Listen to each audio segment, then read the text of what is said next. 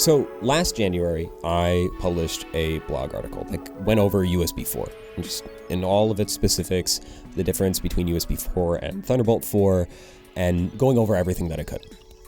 Since then, I've kept an eye out for people talking about USB and just, it's a lot of confusion. Everybody is confused, and I was too. So I decided to make a video, which is this video, going over all of the specifics of USB in as succinct and kind of compact way I can.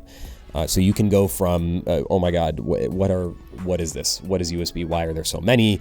To, okay, I kind of get it now. Let's start with the government name. Universal Serial Bus. Born 1996. It was made by a bunch of big tech companies at the time as exactly what it sounds like. We just want one cable to go from all of our different computers so we don't have to make a bunch of proprietary ports. And since then, everybody has been using USB. And by the way, cable and cord, not the same thing. I'm putting the differences up on screen. I'm bringing it up because, man oh man, I was not using the right one for the longest time. What does USB do? It transfers data, it transfers power, and it can have some special talents. Those are the three big categories. Special talents, yes, is like different data transfer, but think of it as a separate category because it makes all of the nomenclature way easier to understand. Form factor is the first thing I want to talk about, and before I do, I want you to divorce an idea in your head of form factor equals performance or what a cable can do, because it's not. The capacity of a USB cable is essentially completely dissociated from what it looks like, or at least for the purposes of this video, because it makes it way easier to understand. So just snip that connection in your mind. Form factor. There used to be two kinds of USB cable, Type A and Type B. I'm going to put all of them on screen right now because it is very confusing, but it used to just be Type A and Type B, and it made sense. Type A went to the computer side, Type B went to the peripheral side, and it was pretty hunky-dory. There were lots of iterations upon Type A and Type B. There was mini, there was micro, there was super speed, but for the most part, they followed the same format of computer and peripheral ends. However, through all those iterations, things got really confusing. So in 2008, USB decided we are going to make one to rule them all. And that was Type C, the one you know and love. It can be plugged in upside down and it doesn't matter. It can go into either end and it doesn't matter. And it does everything. But that does make the subsequent labeling system a little more important, which is specifications and generations. This is kind of the tough one. There are 13 of them, and they are all capable of different things, and they are also agnostic to the kind of port that it is. So you can kind of do the math. It's a lot. It's a lot.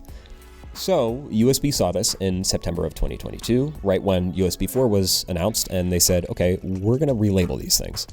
And it's just going to be 1.0, 2.0, and from 5 to 80 gigabytes, it's just going to be the rate of data transfer. And here is how all the old categories lump into the new categories. I like this new system. It makes a lot of sense. It's very direct. It says what it does on the box, so to speak. This would be great if USB wasn't already infamous for renaming things.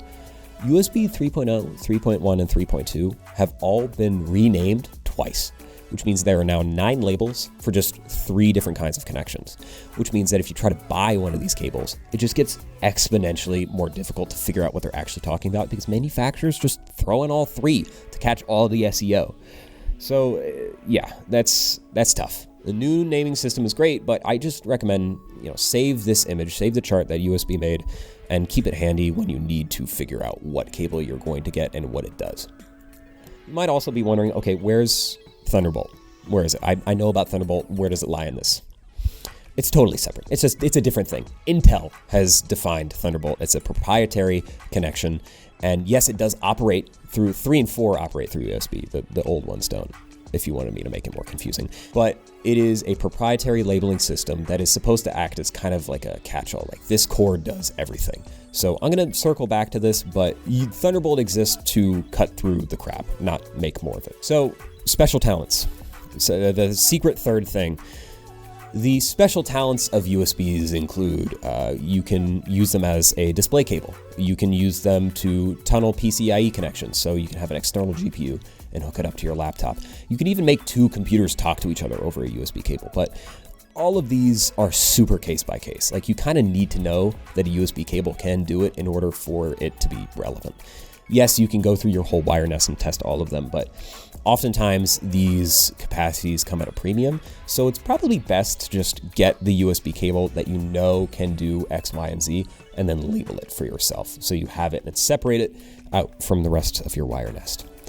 Now, this is where Thunderbolt is kind of a big winner, because if you see a Thunderbolt, especially a Thunderbolt 4 on a cable, you just know that it has 40 gigabytes per second, that it can do PCIe tunneling, that it can, bridge two computers. It can do it all.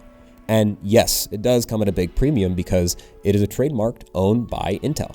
So, to each their own. If you want to pay up the extra premium and get the cable that you know can do everything, it's probably a good idea. But if you want to be vigilant about it, just make sure you read the listing and label the cable when you get it so you can know, like, okay, this is the one that I'm going to use for display. All right, that's a lot. I promise you, this is the conclusion.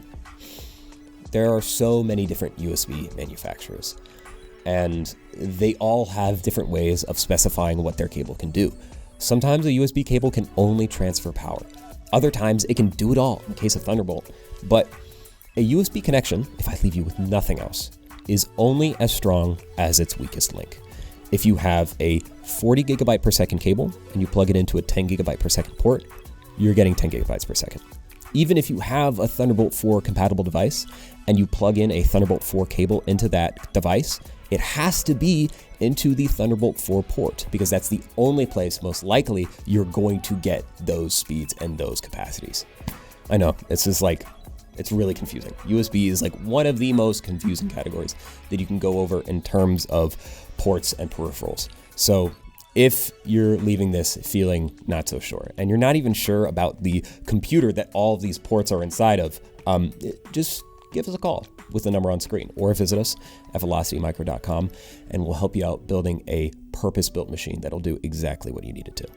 This has been Marcus with Velocity Micro, and I'll catch you in the next one. Peace.